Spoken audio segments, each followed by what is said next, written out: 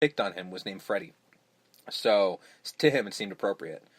The name Krueger was given as an extension of the villain's name from his first film, Last House on the Left, Krug Stillo. So he just changed it to Krueger because it sounded like very hard German, very World War II.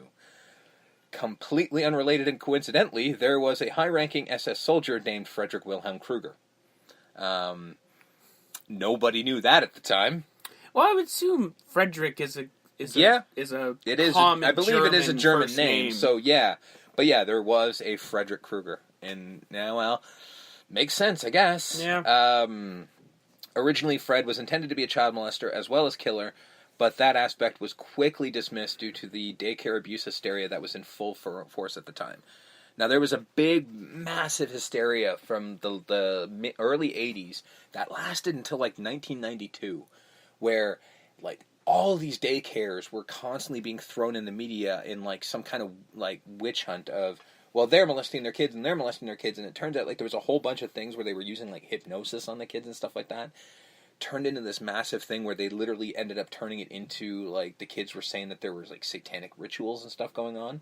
None of these cases turned out to be true. Yeah. But at the time, you don't want to push. Exactly. So every time was so scared that, the idea of making a child molester is yeah, let's just avoid this because this might hurt the film. Let's just kill the kids. Kind of, yeah. And somehow that's okay. But I guess it was 25 Well, we're million. also talking about teenagers, high schoolers in this well, film. He's not originally. No. I'll get to that. Yeah. His fedora, the signature hat, was from an incident when Wes was a kid. Him and his brother were home alone one night, and he looked out the window and saw an old homeless man who looked a lot like Fred eventually would. He was just walking by. The man stopped and looked directly at Wes, causing him to run and hide. After some time passed, he looked out the window over the door, and the man was standing at the door staring in. Wes got his older brother, who ran out with a bat, but the man was gone. Wes never forgot how much fun that man seemed to have from scaring a child. So that kind of made him really, that look, apparently, from what Wes is saying, is a lot not necessarily how he looks now, but when he looked in Wes Craven's New Nightmare. Very accurate to what that guy looked like. At one point during production, Wes second-guessed the fedora and tried many different hats, including an old newsboy's cap, which basically looks like those Navy caps that they had. Yeah, when Robert saw that hat, and there is a picture in the book of him wearing that hat. It looks ridiculous. When Robert saw the hat, he fought hard for the fedora, showing how he could hide his face in the shadow and create the now infamous silhouette that pops up every time Freddy shows anywhere. So he won. The red and green striped shirt came from a medical textbook. Wes read once that red and green, when side by side, are the hardest for the human eye to process together. So it's just that extra edge, some conscious discomfort kind of thing. The sweater was Christmas colors. Yeah, basically. So Christmas. This is one of the reasons why Christmas is hard on so many people, because you got to look at red and green together. Your brain fucks up, man. I'm telling you. Every time I think about Christmas, I think about Fred Krueger. Well, I do. Well, you do. I do. You think about Fred Krueger 365, though. This is very true. Consistently, actually. The sweater was also originally supposed to be sleeveless, but makeup artist David Miller, who had just come off doing the makeup for Michael Jackson's Thriller, just refused, saying that would add hours to the already long makeup day. Just it's not going to happen. We're not doing that. Put sleeves on the damn thing. And if you'll notice, in this movie, it's the only time the sleeves are actually a solid red. The rest of the time, they're red and green striped like the rest of them, but for some reason they were solid in this. Don't know why. He changed sweaters. He did. He changed sweaters at some point. Between dying in this one and living in the next one, he changed his sweater. I don't know why that happened. Sorry. I'm talking too much. My throat hurts. I have to drink something. I don't think I've ever talked this much in my life. The bladed glove came to Wes because every slasher villain had a signature weapon. And he couldn't think of a good weapon for Fred until one day he saw his cat clawing at the side of his couch. And it occurred to him that there's something very primal about a claw. And what if he'd made it himself, like some kind of sick torture device? Wes was a really nice guy. The glove was designed and built by Jim Doyle and his assistant Lou Carlucci. The script described the blades as fishing knives. They ended up being bizarre-shaped tomato knives Jim found in a catalog. W.R. Case & Sons cutlery model XXP210. Sadly, they're no longer in production. You damn right I looked it up. Because I immediately wanted to have my own set of Freddy tomato knives. They are no longer in production. I'm sure they've been called, though. Oh, yeah. I'm sure that company has been called thousands of times going, we need the knives, I need the knives. Honestly, this information seemingly only came about when the book that I read for this came out. So I would assume it's probably only been within the last, 6 years. But yeah, I assume by now so many people have called. I think if they were smart, they'd reproduce them. You would think, but... And then maybe, market to them as... It's possible. It's possible. I mean, they would have to get a hold of New Line and... I don't think it's hard to say because now New Line is no longer the small little company it was. It's now a conglomerate. So, they're now just Thanks, Lord of the Rings. Well, it's not even just that. They're now just a subsidiary of Warner Brothers. They got bought. Robert Shea doesn't have anything to do with it anymore. They're just a label for Warner Brothers now. The only direction Wes gave Jim was he wanted it to look like long fingernails, something that could be made with the skills of a Boilermaker.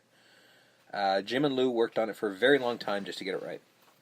When Robert put it on, he was nervous about how heavy it was and how he would work with it. He ended up slouching to one side, which he does absolutely do in the movie, because he said it made him feel like a Wild West gunslinger. He's like, it's kind of like his holster. He can have it ready to go whenever he needs it.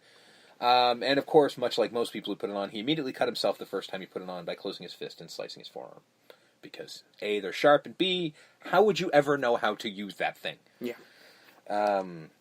3 gloves were constructed for the production. 1 fully sharp hero glove and 2 stunt gloves. 1 metal but dull, and 1 that was rubber for safety during fight scenes.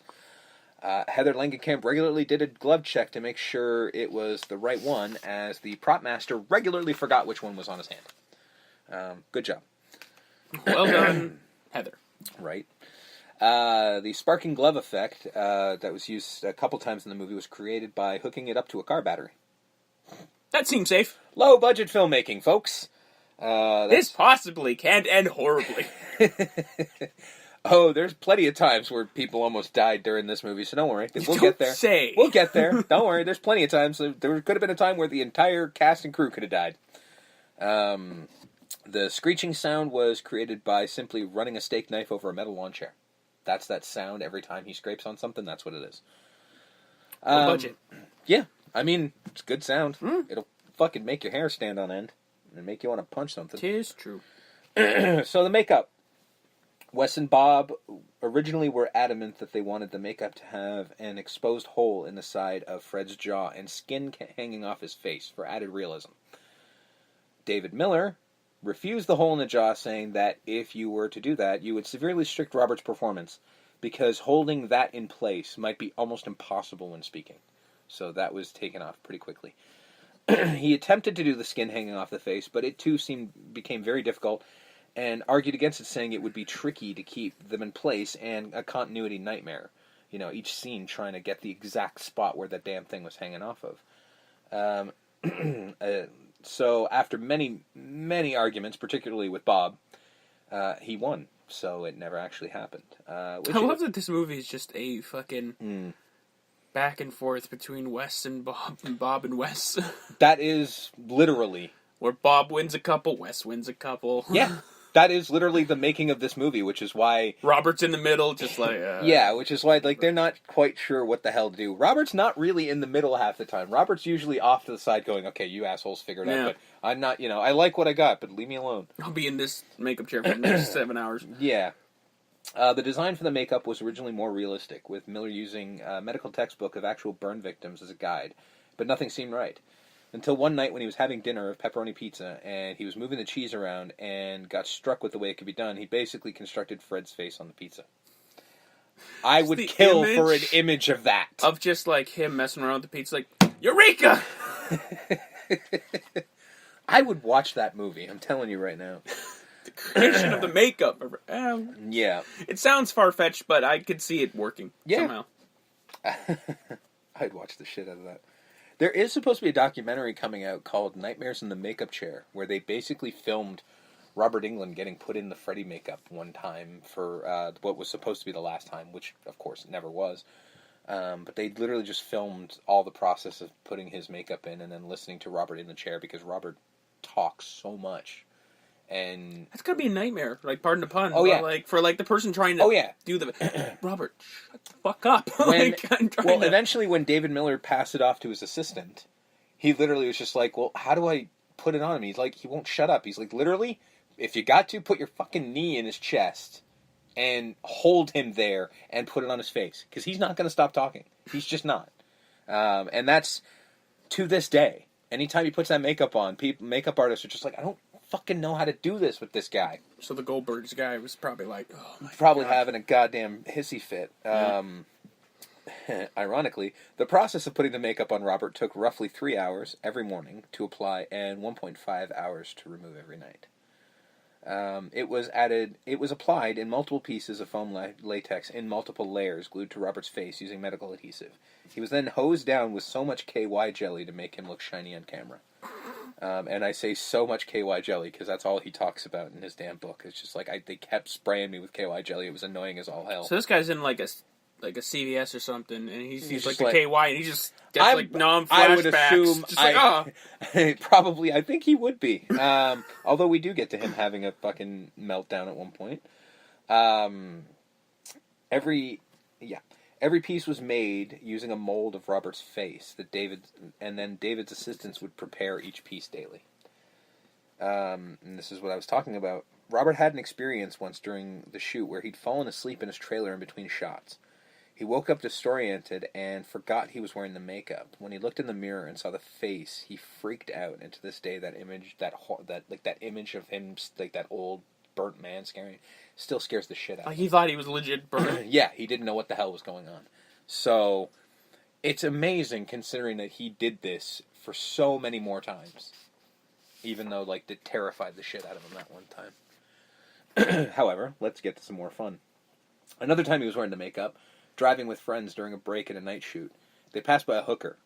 His friend stopped, backed up, and called her over, and asked how much for my friend. He's a veteran who's been badly burned.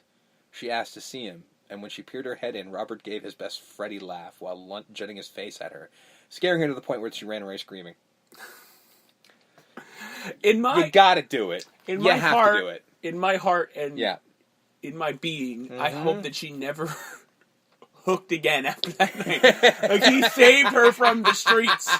Because she's like, oh no, never again. Never again. But how many times do you think she's sitting there rocking back and forth going, that fucking Julia Roberts got fucking Richard Gere and $1 million. I got fucking Freddy Krueger. He didn't traumatize her to that point. I just he just scared her off the streets forever. It would be a nice story to think that, you know?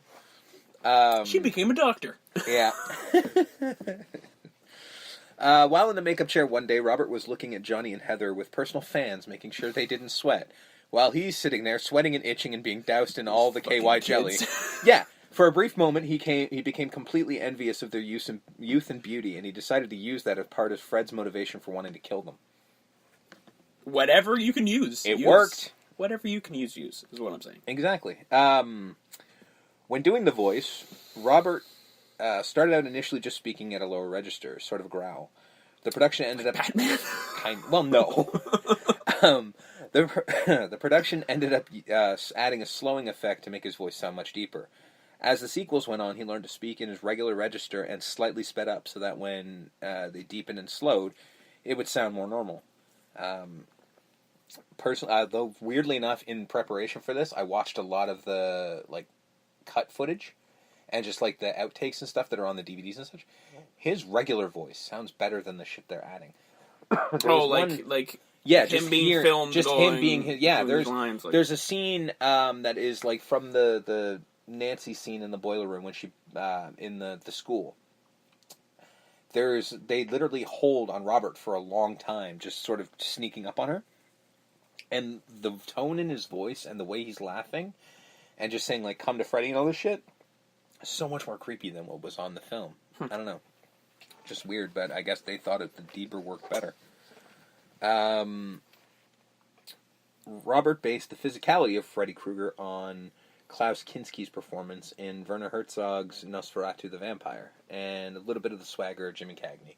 If you do watch, when he's, especially in this one, when he walks down the street or whatever, he walks cross leg, leg over leg over leg, just look like he's dancing. It's so weird.